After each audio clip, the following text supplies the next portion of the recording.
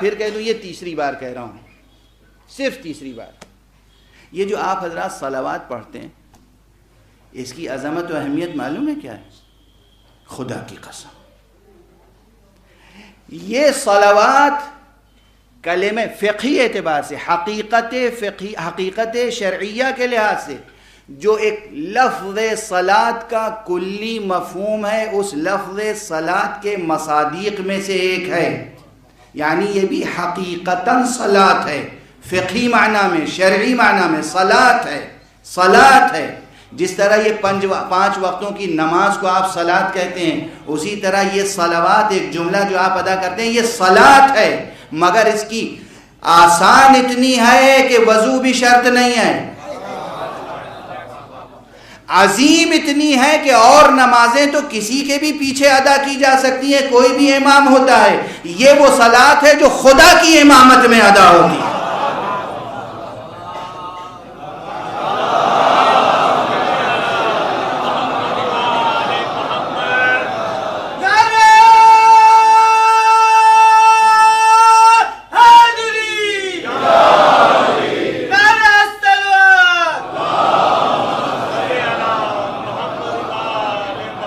دیکھیں یہ سب باتیں میں اس لیے عرض کر رہا ہوں کہ جو باتیں آسان ہوتی ہیں اور زندگی میں معمول زندگی بن جاتی ہیں تو پھر انسان اس کی عظمت اور اس کی تاثیر کی طرف متوجہ نہیں رہتا۔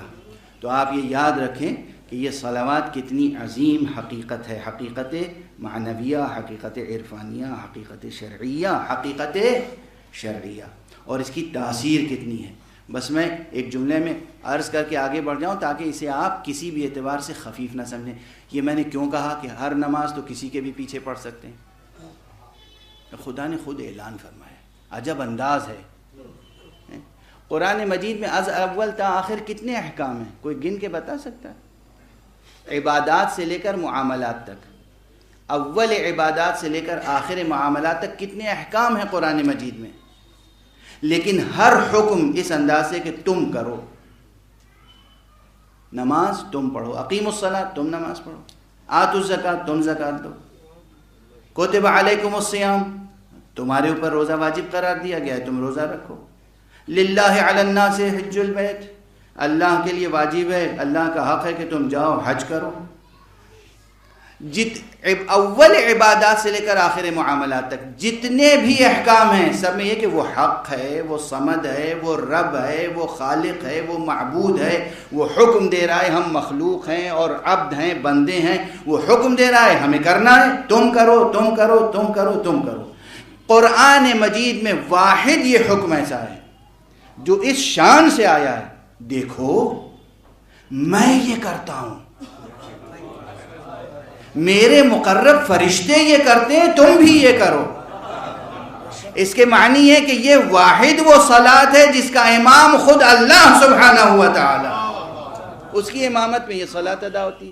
تو پھر یہ جملہ عرض کروں، یہ صلاۃ بظاہر آسان اتنی ہے کہ وضو بھی شرط نہیں ہے، اور معنی کے لحاظ سے عظیم اتنی ہے کہ خدا کی امامت میں ادا ہوتی ہے۔